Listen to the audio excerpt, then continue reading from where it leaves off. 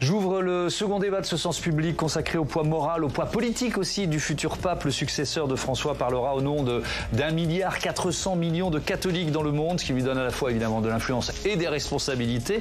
Mais avant de savoir s'il prendra ou non le contre-pied de son prédécesseur, il faut le désigner. Ce sera l'enjeu du conclave qui commencera mercredi prochain. Flora Sauvage. Qui va succéder au pape François ?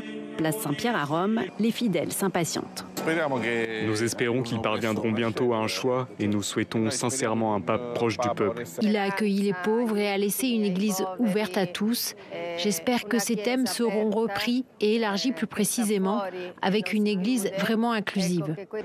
Avant de connaître le nom du successeur du pape François, le Vatican va être le théâtre d'un processus électoral marqué par le sceau du secret.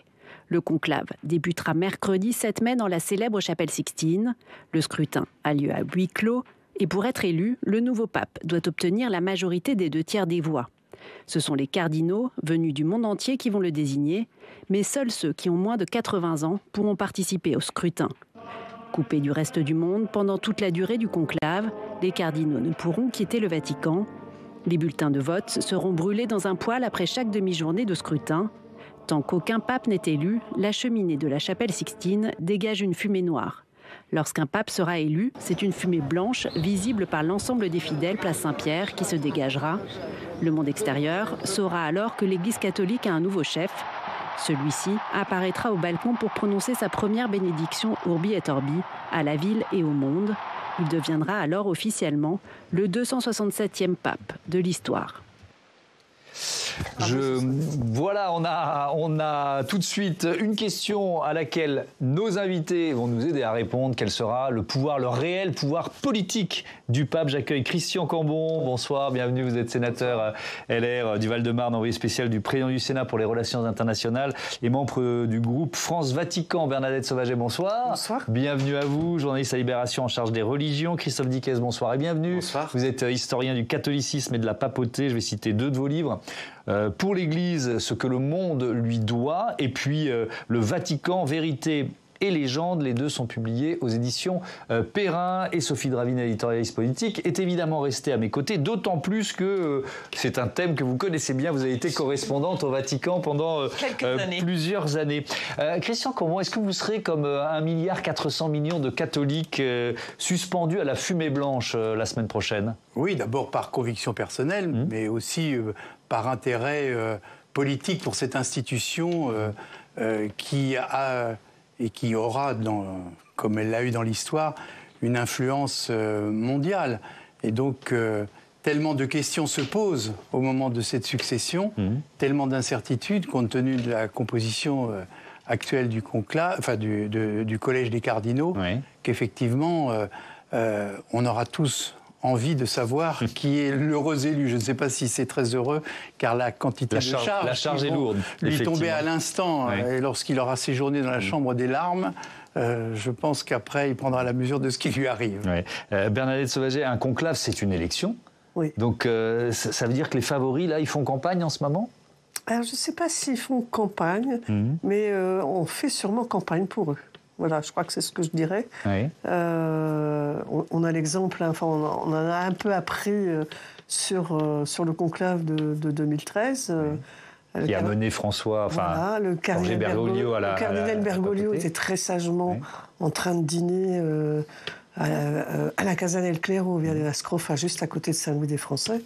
Et en même temps, se tenait un dîner très important chez le cardinal, dont j'oublie le nom, Nicolas, où il y avait... où d'autres faisaient campagne pour lui, c'est ça? Voilà, où il y avait du monde, il y avait Casper, il y avait Torrent, il y avait Bertello, enfin... Voilà. Bon, alors là, vous citez des cardinaux que le grand public ne connaît pas, mais on imagine ce qui pouvait se jouer. En fait, c'est l'exemple, c'est Gérald O'Connell qui raconte ça dans un livre qui est paru il y a 2-3 ans en France, dont j'oublie malheureusement le titre là, qui était un intime du cardinal, enfin du pape François. Donc on peut croire je crois que les informations... La source est fiable. La source est sûre. Il est l'époux d'Elisabetta Piquet, qui est la correspondante en Europe du quotidien argentin que la Nation que lisait tous les jours le cardinal Bergoglio. Bon. Donc la source est bonne. Et il racontait qu'il faisait, c'est les autres qui faisaient campagne pour lui. Voilà, les autres faisaient campagne pour lui. Une petite question, alors qui n'est pas seulement technique, le secret. Pourquoi le secret d'un conclave et de mise? Et est-ce que c'est nouveau ou est-ce que c'est une longue tradition de l'Église catholique? Pas du tout, en fait. Le secret date du début du XXe siècle. Ouais. C'est Pie X qui a demandé à ce qu'il y ait un secret. En fait, le conclave a été créé, conclavé, enfermé à clé, pour pouvoir accélérer l'élection. Nous sommes en 1269. Les cardinaux de l'Église catholique ne se mettent pas d'accord sur un nom. Ils sont à Viterbe, en Italie. Ça énerve très sérieusement la population viterboise qui pousse les cardinaux dans une église et qui les enferme à clé. C'est ça le point de départ. Ils ne se mettent pas d'accord, alors on les met au pain et à l'eau. Et il y a eu dans les constitutions le fait que les régimes alimentaires soient réduits au fur et à mesure.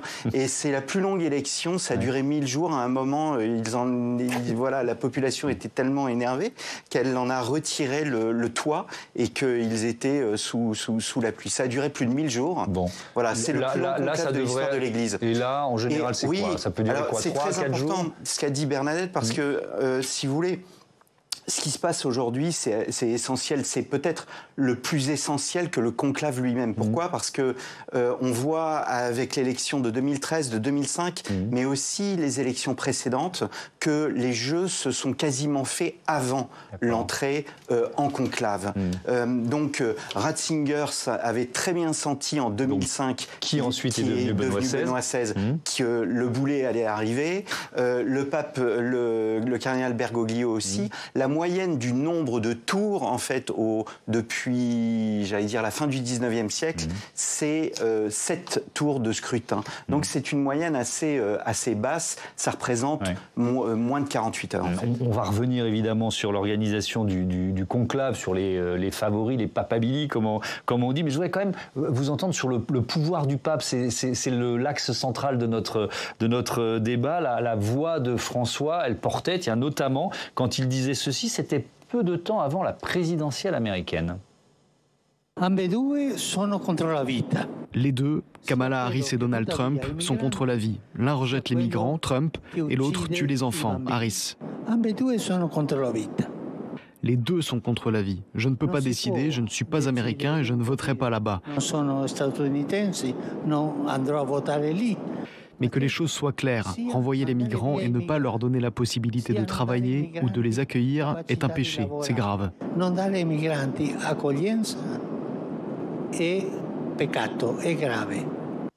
Bon, le pape François, il dénonce l'avortement, mais il insiste, c'est ça qui est intéressant aussi, sur la politique anti-migrant de Donald Trump, qui évidemment deviendra président américain. Elle portait, au-delà de la communauté catholique, Christian Cambon, la voix du pape François? Bien évidemment. La papauté, d'une manière générale, et singulièrement depuis qu'on connaît les moyens de diffusion actuels, a toujours eu un rôle absolument essentiel, une sorte de magistère moral. Le pape n'a pas de rafale et il n'a pas d'engin scorpion pour affirmer ses positions, mais sa parole... Faites référence à la phrase de Staline qui disait « le pape, combien de divisions ?» Et en fait, la division, c'est la parole. Et des phrases... Je pense par exemple, lorsqu'il est interrogé sur sa position vis-à-vis d'homosexuels, il dit « Qui suis-je pour juger ces personnes ?» Cette seule phrase en quelques mots a fait basculer en quelque sorte la position constante de l'Église qui n'était pas franchement favorable à la communauté homosexuelle. Et on peut dire la même chose sur les migrants, car ça a été quand même le pape des pauvres, le pape des petits, le pape des migrants, et il dit des phrases qui sont évidemment terribles lorsqu'il parle de la Méditerranée qui pourrait devenir un grand cimetière. Justement, on va écouter le pape François à bord de l'avion qui le ramène à Rome après les JMJ. Il parle des migrants. Il y a un problème qui me préoccupe, c'est la Méditerranée. C'est pour cela que je vais en France, à Marseille. L'exploitation des migrants est criminelle. Lo sfruttamento dei migranti. Qui in Europa no, perché va? Siamo più colti. Pas ici en Europe parce que nous sommes plus éduqués, mais dans les camps de concentration d'Afrique du Nord. Del nord d'Africa.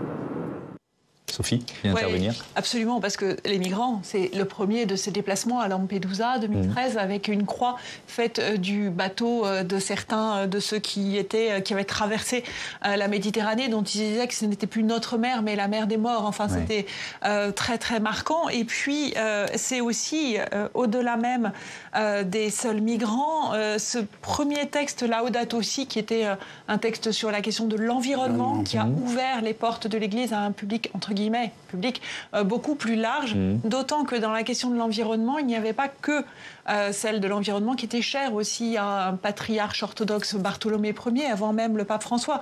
Mais il y avait le fait d'y inclure une exigence de priorité pour les pauvres et donc un enjeu social au sein de l'enjeu environnemental. Mais alors, si on regarde, je ne sais pas si on peut parler d'ironie de l'histoire, mais la dernière personnalité politique reçue par le pape François, c'est le vice-président américain, c'est J.D. Vance. Et on peut dire que sur la question du traitement des migrants, ils n'ont pas exactement la même vision. Bernadette Sauvaget, comment c'est resté très froid? Qu'est-ce qu'on peut dire de cette rencontre? On n'en sait pas grand-chose. Je pense que ça a duré quelques minutes. Je pense que le pape François était déjà très affaibli. Très affaibli et très mal. On voit bien sur les documents vidéo et les photos, on voit bien qu'il est mal. Mais ça a été une constante. Si on dit quel est le pouvoir politique du pape, que quand il prend ses positions sur les migrants, c'est un magistère moral, ça a un impact. Comment vous l'analysez, ça? Moi, j'ai trouvé ça tragique, que le dernier dirigeant, que voit le pape François soit Vance, qui est réellement son ennemi, et pas seulement sur la question sur les migrants, mais Vance a son interprétation à lui de la théologie catholique. Il a remixé la théologie catholique pour justifier la politique anti-migratoire, anti-migrants de la nouvelle administration américaine. Voilà, alors, moi je crois qu'effectivement c'est un magistère moral. François reste comme un grand leader charismatique. Voilà. Mais est-ce qu'il a du pouvoir? C'est autre chose. Je crois qu'il a le pouvoir, effectivement, de la persuasion. Le pouvoir des mots, disait le sénateur Combes. Le pouvoir de faire bouger une culture. Je crois qu'il a fait bouger l'Église catholique, notamment sur la question de l'environnement. Et effectivement, on voit bien quelqu'un comme le cardinal Ray, qui prononce l'homélie, qui préside la messe, doyen des cardinaux, qui préside la messe des funérailles, qui a été un pilier des pontificats de Jean-Paul II et de Benoît XVI, fait une homélie hommage très bergolienne. Donc il a été conquis par les thèses bergoliennes. Bon, on va peut-être pas trop rentrer dans ces détails-là, mais est-ce qu'un... Non, ce que je veux dire, c'est que c'est le pouvoir... C'est un héritage. C'est le pouvoir du verbe, c'est un héritage, donc il a creusé quelque chose. Mais est-ce qu'un pape ne fait pas forcément de la politique, d'une certaine façon? Un pape fera de la politique, en fait, le Saint-Siège est devenu véritablement une puissance morale quand elle a perdu ses États à la fin du 19e siècle, elle s'est transformée en puissance morale. C'est Léon XIII qui arrive au pouvoir en 1878 et qui meurt en 1903, qui transforme l'institution, qui perd ses États en puissance morale dans le monde. Et va se développer tout un réseau diplomatique. C'est-à-dire que c'est ça aussi la politique du Saint-Siège. La politique du Saint-Siège, elle est là pour défendre les chrétiens là où ils se trouvent, la dignité humaine et la liberté de conscience. Et elle le fait en cultivant la politique du signal faible. En fait, c'est une diplomatie du signal faible. Elle va toujours chercher le moyen de trouver une solution. C'est pour ça qu'elle va toujours discuter soit avec Poutine, soit avec la Chine communiste, soit avec les démocraties dans leur ensemble. Alors parfois, elle arrive à des résultats. On l'a vu avec François avec la réconciliation entre Obama et Castro sur la question cubaine. Parfois, elle n'y arrive pas. Voilà, tout simplement. Mais elle va toujours essayer, alors pour le coup, dans le secret de la diplomatie, loin des caméras, pour obtenir des résultats. Vous avez rencontré le pape François qui recevait des délégations. Enfin, il sait faire passer ses messages politiques d'une certaine façon. Je l'ai vu à 2 reprises. La première fois, j'allais presque dire qu'on avait été convoqué, une délégation de parlementaires au moment du mariage pour tous. D'accord. On a été reçus 15 jours plus tard pour entendre un discours qui était bien clair. Il y avait notamment cette phrase les lois sont faites pour être votées, elles peuvent être aussi changées. Donc on avait bien compris le message. Et il était dans son rôle et en tous les cas conforme à ses convictions qui ont été assez constantes sur ce sujet. La seconde fois, j'accompagnais le président de la République, c'était plus une visite d'État. Mais ce que je veux dire aussi, c'est que c'est l'État qui est certainement le mieux renseigné du monde. Le Vatican? Mais oui. Parce qu'il a des... 1,4 milliard de fidèles, bien sûr, mais il y a... Mais d'informateurs potentiels, c'est ça? Voilà, jusqu'au dernier curé de campagne, tout peut remonter par l'intermédiaire de l'évêque, de l'archevêque et des services de renseignement. Moi, j'ai eu l'honneur, enfin, en tous les cas, l'intérêt de m'entretenir avec le cardinal Parolin, qui est du reste un des papabillés possibles et qui est le secrétaire d'État. Les questions étaient d'une précision, notamment sur les chrétiens d'Orient, c'était d'une précision absolument incroyable. Enfin, et d'ailleurs, Sophie, ce qui est intéressant, c'est de voir qu'il y a certains États qui veulent s'attirer les faveurs du Saint-Siège. Vous avez un exemple, je crois, qui concerne l'Azerbaïdjan, c'est ça? Absolument, et en ce moment, les Arméniens sont très frappés, voire très touchés, parce qu'il y a eu des approches, et par le président Aliyev Azeri, des approches financières très très fortes. Ils sont venus soutenir quand même pour le jubilé de 2025, c'est-à-dire que tous les 25 ans, l'Église catholique offre un jubilé. Je ne sais pas comment on pourrait expliquer ça en termes un anniversaire. Tous les siècles 25, 50, 75 et évidemment l'année 33 qui est l'année de la naissance. Et donc c'est un peu une grande fête à Rome de l'Église catholique où les pèlerins viennent plus. Et alors, qu'est-ce qui se passe avec l'Azerbaïdjan à cette occasion-là? Le grand bâtiment pour cette occasion-là. Et le pétrole de l'Azerbaïdjan a servi à rénover, à restaurer Saint-Paul-Hors-les-Murs. Et très ouvertement, dans un accord avec le Saint-Siège. Et ça a fait énormément de bruit, d'autant qu'il y a eu ces derniers jours un grand colloque organisé dans une université pontificale. Alors, les responsables de cette université disent que ce n'est pas de leur ressort, que c'était loué, mais n'empêche que l'Azerbaïdjan a usé d'un soft power évident pour dire nous on est en lien avec le Vatican et pour faire passer selon les Arméniens des messages comme quoi les Arméniens seraient et ça a une influence importante en matière de diplomatie. Alors le nouveau pape s'inscrira-t-il dans les pas de François? Écoutez ce qu'en disent ces Italiens, un étudiant et puis d'abord le maire d'une petite ville proche de Padoue. J'attends sincèrement la continuité de la politique de François. Avec tout ce qu'il a fait, je pense que la continuité est ce qui pourrait arriver de mieux à l'Église.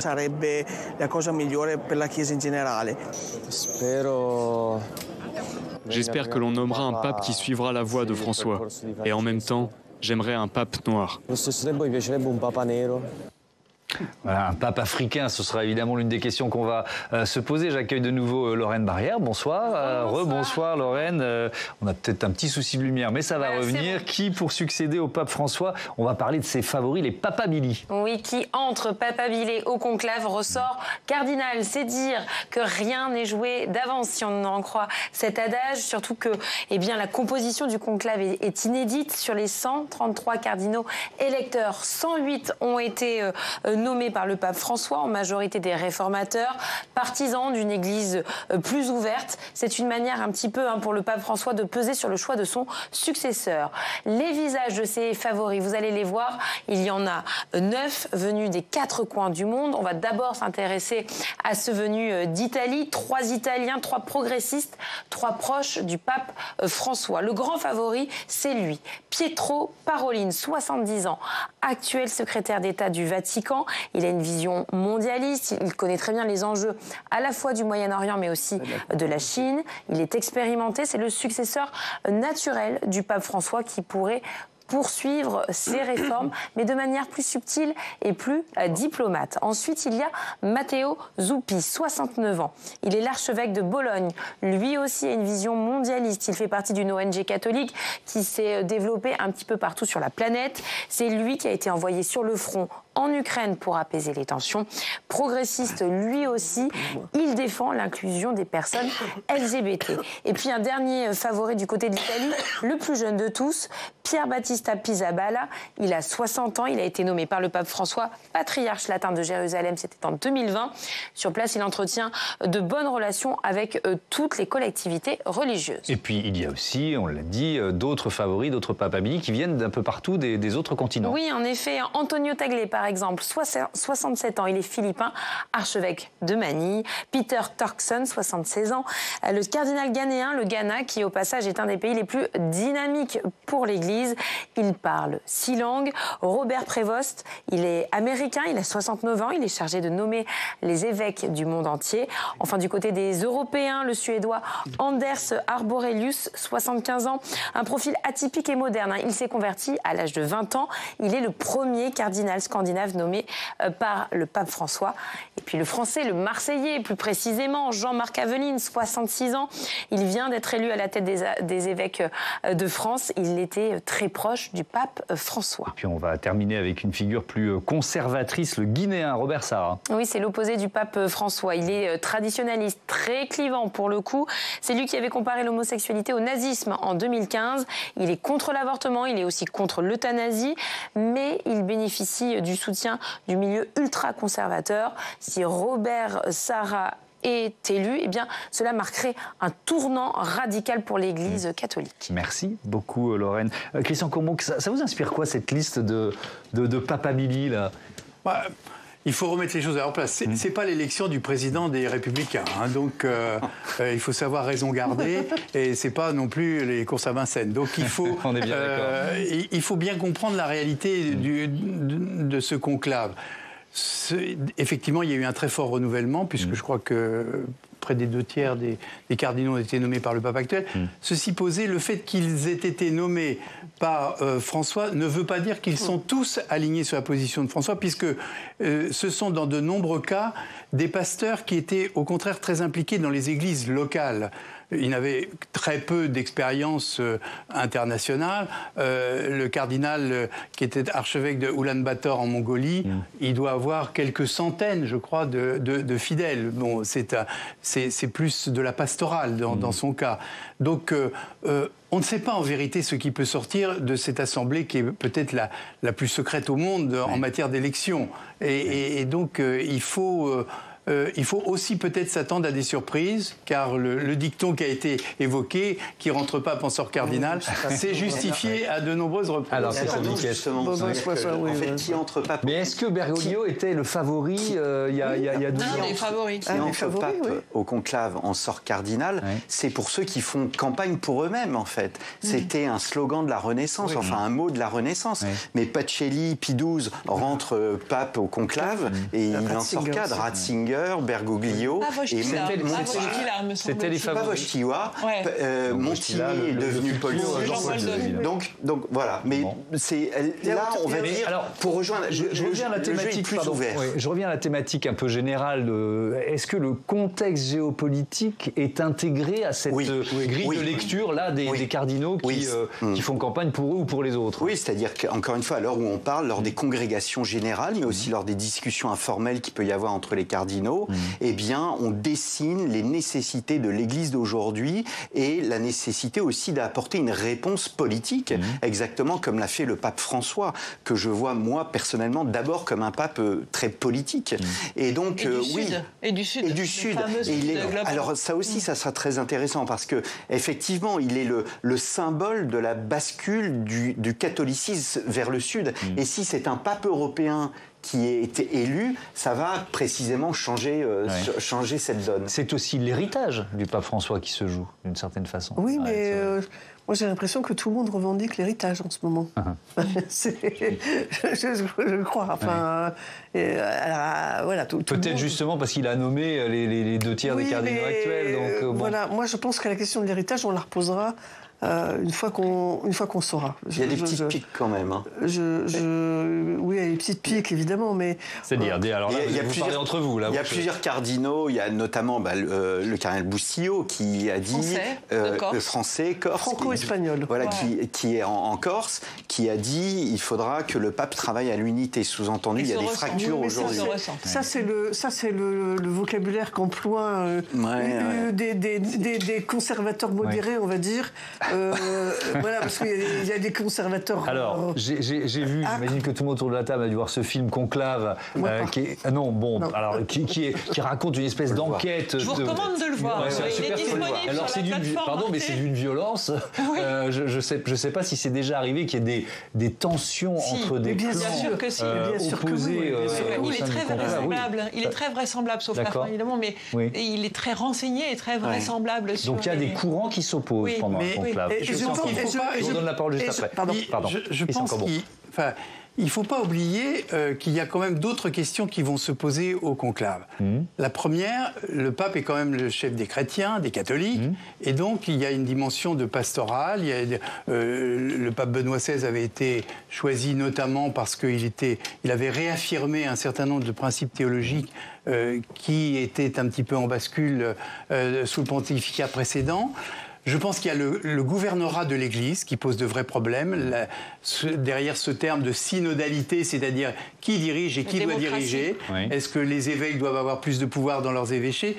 Je pense que le rôle international, et nous le suivons de près évidemment, et moi, les anciennes fonctions qui sont les miennes dans cette maison, ça m'intéresse beaucoup. Mais je pense qu'il ne faut pas oublier la dimension pastorale et le fait que ce soit le chef d'une organisation hiérarchisée. Tout à fait. Et d'1,4 milliard de gens, ce qui n'est pas une mince affaire.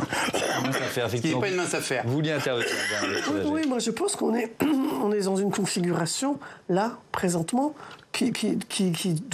où doit y avoir des affrontements assez rude. C'est-à-dire que la ligne du pape François n'est pas forcément majoritaire aujourd'hui. Moi, ce que j'ai vu, j'étais à Rome, je suis rentrée là, dimanche et je repars jeudi. Grosso modo, il y a un équilibre 70-60. Donc on est dans une configuration... Oui, 70-60, ça fait 130, donc je vois pas l'équilibre. Ils sont 133. Ah pardon, moi j'étais sur un 100, sur un processus. Oui, sur les 130 dont on parle. Sur les 133 qui donc vont voter, c'est 70-60. C'est serré et il faut aller à 80, si mes comptes sont 89. C'est difficile d'y aller. Donc moi je pense que c'est un conclave qui est un conclave, alors à la fois incertain et difficile. Donc les affrontements sont réels et je crois que on a eu un petit aperçu avec le cardinal Betchou qui voulait rentrer, finalement il n'a pas pu rentrer. Alors c'est qui, pardon? Le cardinal Betchou a été un grand personnage du début du pontificat de François. Il était le substitut de la secrétaire d'État, c'est-à-dire le numéro 3 et qui était un des plus proches collaborateurs de François, qui a été finalement condamné à 5 ans et demi de prison pour une affaire de détournement de fonds, enfin une affaire assez compliquée pour le Vatican, qui a une affaire financière un peu véreuse, qui a fait perdre près de, je crois, 150 ou 200 millions au Vatican, parce que des intermédiaires. Là, c'est ça ? Il voulait rentrer. François lui avait dit qu'il n'avait plus les prérogatives cardinalistes, mais en même temps, il n'y a pas eu de texte publié. Il l'a fait rentrer dans des dernières réunions, les consistoires qui sont réservés aux cardinaux, donc on savait très bien. Et puis ce matin, il a déclaré qu'il n'irait pas. Oui, donc mais il va pas voter. Bon, parce qu'il y a deux documents qui ont été montrés au Congrégation générale, et c'est probablement des lettres de François. Le décret qui n'existait pas a probablement été rendu public là. On est vraiment dans le film Conclave. Si vous l'avez pas vu, allez-y, ça va vous donner un avant-goût de ce qui va se passer à partir de mercredi. C'est juste pour dire que on n'est pas chez les bisounours. Oui, on a bien compris, surtout que dans cette équation, Sophie, il faut rajouter les États, la France, les États-Unis, la Russie, j'en passe, et des meilleurs, qui sont très attentifs à l'élection d'un pape. Il est même arrivé qu'il s'oppose à un candidat. Eh bien oui, il s'est arrivé, il fut un temps au cours duquel quelques États, la France, l'Espagne, l'Autriche, qui furent très catholiques, avaient ce droit de bloquer l'accession d'un cardinal à la plus haute charge de l'Église, donc de transformer un homme en rouge en homme en blanc. Ce temps n'est pas si lointain, puisque la dernière expression de ce droit d'exclusif, puisqu'il s'agit de cela, remonte à 1903. En marge du conclave, l'Autriche-Hongrie s'était opposée à l'élection d'un papabilé italien, le cardinal Mariano Rampolla. et pour sa politique jugée trop proche de l'Espagne et de la France. Enfin, c'était rien que du très temporel. Et ce droit plus ou moins officiel n'était pas réservé aux monarchies, puisque la France, sous la Troisième République, en 1878, avait fait savoir via un cardinal français, celui de Rouen, je crois, qui était présent au conclave, son opposition au cardinal italien Bilio, principal rival du futur Léon XIII. À peine élu en 1903, Pie X a fait supprimer ce droit. Mais pour autant, les États ont-ils cessé de se mêler de cette élection? Eh bien, les tractations restent très secrètes. On l'a dit, les secrets des conclaves sont quelques-uns des mieux conservés au monde. Sinon, vous êtes excommunié. Voilà, c'est ce qu'on dit. Mais un historien, Jean-Benoît Poul, qui est auteur d'un vaste travail sur l'actuel conclave, que je vous recommande d'ailleurs, publié par Le Grand Continent, qui est une revue en ligne, rappelle que l'URSS pourrait avoir bloqué la candidature de Giuseppe Siri. Alors, qui était Giuseppe Siri? C'est un cardinal qui a porté, durant plus de 20 ans, les espoirs des plus conservateurs des catholiques et des cardinaux. Il était un adversaire ardent de l'URSS qui menaçait alors d'accentuer la répression anti-catholique sur son territoire en cas d'élection de ce cardinal Siri. Dans ce cadre, d'ailleurs, l'élection d'un Polonais en 1978, Karol Wojtyła, donc Jean-Paul II, a été vue comme un échec et une preuve d'affaiblissement de l'URSS. Et aujourd'hui, alors? Eh bien, aujourd'hui, plutôt que d'ingérence, peut-être vaudrait mieux parler d'intérêt diplomatique actif. Les États sont attentifs à cette élection en raison du rôle réel joué par la diplomatie du Saint-Siège. On garde tous en tête, n'est-ce pas, l'image des présidents Donald Trump et Volodymyr Zelensky assis à causer dans la basilique du Saint-Siège le jour des funérailles du pape François. Les grands donateurs américains, ne les oublions pas, proches du pouvoir aujourd'hui, qui soutiennent ou freinent les œuvres sociales du Saint-Siège, exercent aussi une forme d'influence sur les cardinaux, car les œuvres du Saint-Siège, c'est l'influence dans les pays, y compris surtout ceux dans lesquels les chrétiens sont minoritaires. De même que l'élection ou l'échec du cardinal Parolin, ce premier collaborateur du pape François, défunt, qui avait tendu la main à la Chine, une main très très tendue, contre l'avis du cardinal Zen à Hong Kong, du camp des conservateurs. Alors il faut suivre, mais c'est important, sera aussi analysé avec attention en Asie. Et la France? Est-ce que la France a un candidat? Qui veut répondre à ça? En fait, j'ai été assez surpris de voir Emmanuel Macron rassembler les cardinaux à la Villa Bonaparte, qui est l'ambassade de France près le Saint-Siège. Donc ça, c'était à l'occasion des obsèques de François, c'est ça? C'est quand même une faute parce que ça ne se fait pas.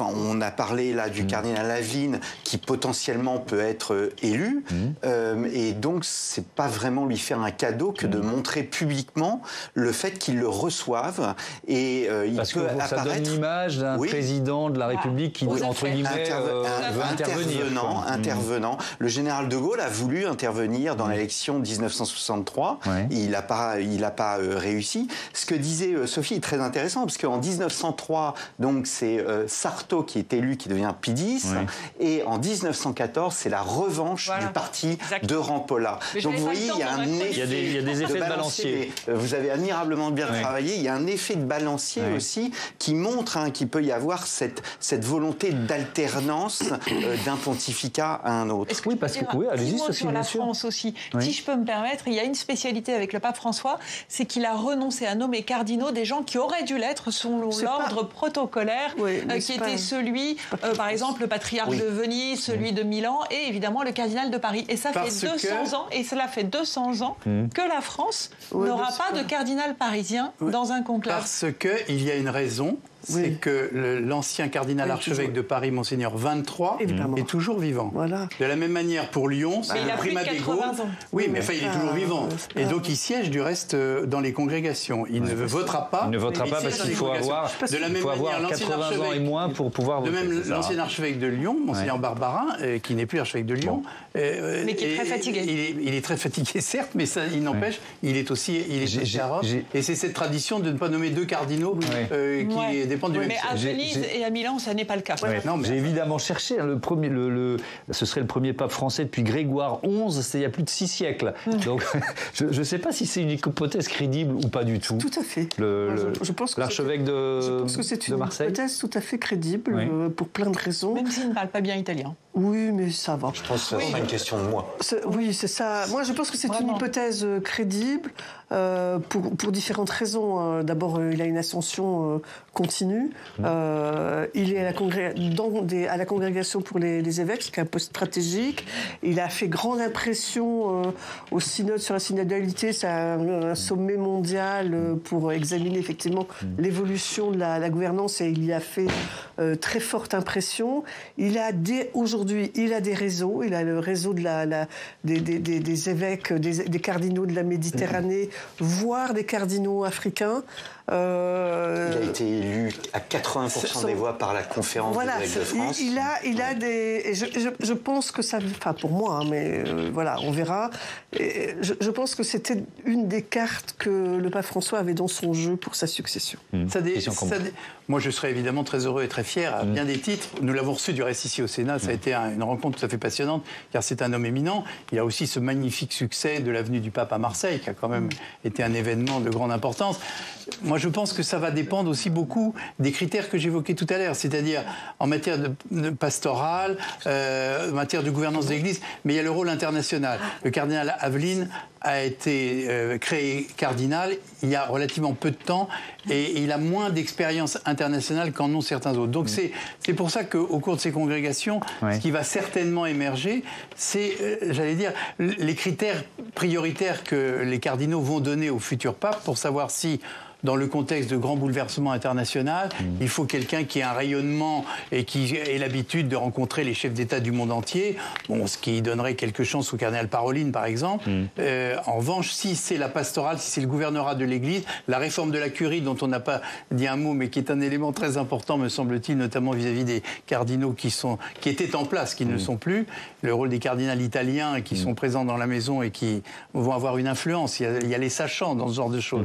Donc je pense que en fonction de ces critères, ça peut effectivement donner une chance au cardinal Aveline, je le souhaite. Et puis il y a quelqu'un dont on ne parle pas, mais enfin moi, il y a quand même des catholiques qui nous écoutent. Il y a le rôle du Saint-Esprit. Enfin, faut pas quand même. Oui, non, mais je veux quand même le citer parce qu'on a l'impression que ce n'est que de la politique. Voilà, alors que quand même, il y a une dimension spirituelle. Vous avez insisté sur la pastorale, très justement. Oui. Voilà. Alors on n'y croit pas, mais enfin on peut imaginer. On a tous entendu cet étudiant qui disait j'espère que ce sera un pape noir. L'Afrique qui accueille 20% des catholiques de la planète. Christophe Diquet, est-ce que c'est l'heure d'élire un pape africain? C'est difficile à dire. Moi, personnellement, j'ai du mal à y croire. Je pense plutôt que c'est l'heure à nouveau de l'Europe. J'ai toujours pensé à un retour de l'Italie parce qu'il y a un véritable problème de gouvernance aujourd'hui au Vatican. Le pape François a gouverné sans sa curie, il y a un fossé. Alors on rappelle en quelques mots, la curie c'est quoi? C'est le gouvernement de l'Église. C'est le gouvernement de l'Église. Et donc il a créé sa propre cour, parce qu'il se méfiait, à juste titre d'ailleurs, de cette curie qui a magouillé pendant le pontificat de Benoît XVI. Et qui l'a peut-être empêché d'aller plus loin dans son action, non? Non, je crois qu'il en a fait qu'à sa tête. Mais et là, il faut combler. Je discutais avec une vaticaniste qui me disait il n'y a qu'un Italien qui peut gérer la curie. Et alors justement, si je peux me permettre, un Italien qui est à la fois italien et du Sud, c'est justement celui dont on parlait, le patriarche de Jérusalem, le cardinal Pizzaballa, qui a le bénéfice d'être italien et d'appartenir à la Méditerranée, et aussi d'avoir cette finesse de diplomatie, notamment vis-à-vis de l'État d'Israël, que n'avait pas du tout le pape François. Oui. Votre avis sur l'hypothèse d'un pape africain, Bernadette Sauvadet? Moi, effectivement, l'Afrique est probablement le continent où le catholicisme est le plus dynamique en progression. Donc, effectivement, voilà. Après, je crois qu'on peut le dire tranquillement ici, il y a quand même des problèmes qui n'ont pas été réglés dans le clergé africain, des problèmes de corruption, des problèmes de mœurs. Donc, ça fait des années que... on dit bien que il faut pas trop prendre de risques voilà, il y a des choses qui sont encore à régler. L'Église africaine fait partie de ces églises qui n'ont pas fait leur aggiornamento sur les abus sexuels dans l'Église. Et elle est assez conservatrice parce que quand le pape a proposé, par exemple, de bénir les couples divorcés, les évêques africains ont réagi assez vigoureusement. Enfin, il y a eu c'est une fronde carrément. Oui. Ils ont dit qu'ils ne l'appliqueraient pas. Voilà, c'est ça. Donc, mais en même temps, ça a donné du poids à ce groupe de cardinaux africains. Ce qu'on dit grosso modo, c'est que la bataille contre Fiducia Supplicans, ce texte qui autorisait la bénédiction des couples homosexuels, ils ont été en opposition frontale avec François et ça a été l'occasion pour l'Afrique subsaharienne, puisque les cardinaux du Maghreb n'étaient pas sur cette position-là, de réaliser le pouvoir de blocage qu'ils pouvaient avoir. Donc voilà, il y a une grande crainte en ce moment, en tous les cas à l'instant T, c'est la situation de blocage. Donc, voilà. Il nous reste 3 minutes, vous nous avez parlé de la force diplomatique, presque du maillage diplomatique du Vatican. Je voudrais qu'on revoie cette image, moi, qui est l'une des images les plus fortes de ces derniers jours.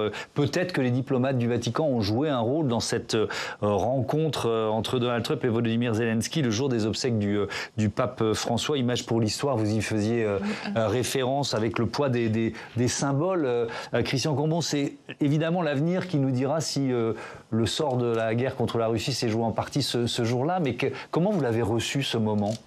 Tous les symboles associés à cette image. C'est une image très forte.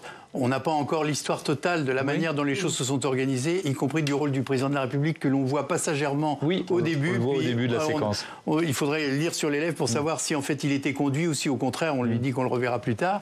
Mais l'image est forte et imaginons que cela débouche sur les prémices d'un accord. C'est une image qui s'inscrira dans l'histoire. Et le fait qu'elle était prise sous la coupole de Saint-Pierre, j'allais presque dire c'est le dernier cadeau du pape François. Enfin, franchement, il nous fait un coup formidable. Est-ce que le Vatican propose, Christophe Dickès, souvent ces services diplomatiques d'une certaine façon, notamment aux pays en guerre ? Complètement, c'est-à-dire qu'il faut une volonté des États. Il propose ce que l'on appelle ses bons offices afin d'arbitrer les conflits. Il l'a fait par exemple en 1978, lors du conflit entre le Chili et l'Argentine.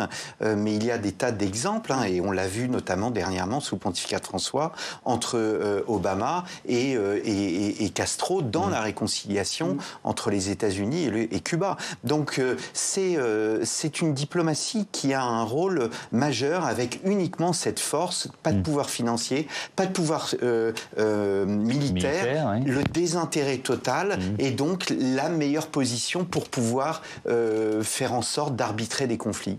Avec, si je peux me permettre, un petit mot sur l'ONG dont il était question tout à l'heure, qui s'appelle Sant'Egidio, et qui est en forme une sorte de diplomatie parallèle de celle du pape François, mais il s'appuyait énormément dessus. Et cette communauté Sant'Egidio, qui est une communauté catholique dans laquelle il y a des engagements, est une de celles au monde à avoir le plus de contact avec tous les groupes rebelles des différentes oppositions dans tous les pays en guerre aujourd'hui. Et donc ce sont eux qui ont le plus de contact avec le plus de ces groupes rebelles, pour dire à quel point il y a effectivement quelque chose d'effectif dans cette diplomatie. Et c'est Zuppi, le cardinal Zuppi, qui est à la tête, et parce qu'il est très attaché à Sant'Egidio. Voilà, ça a une communauté qui est très attaquée aussi. Je suis très sceptique sur... C'est terminé. On pourra en parler encore pendant des heures, mais ça tombe bien parce que le conclave démarre mercredi et on y consacrera... Laissez faire le Saint-Esprit. Évidemment, tout terminé là-dessus. Merci beaucoup, Christian Cambon. Merci à tous d'avoir participé à ce débat. Je vais rappeler le titre de vos livres, Christophe Dickès, Pour l'Église, ce que le monde lui doit, et puis Le Vatican, vérité et légende aux éditions Perrin. On vous lit évidemment Bernadette Sauvaget chez nos confrères de Libération. Merci encore d'être venu sur ce plateau. Je vous dis à demain 18h et 22h. Vous pouvez retrouver nos débats sur la plateforme publicsénat.fr, nous réécouter en podcast et je vous donne le prochain rendez-vous dans notre matinale, prochain rendez-vous politique. Sarah El Haïry, haute commissaire à l'enfance, qui sera l'invitée de notre matinale à 8h du matin. Belle soirée. Merci.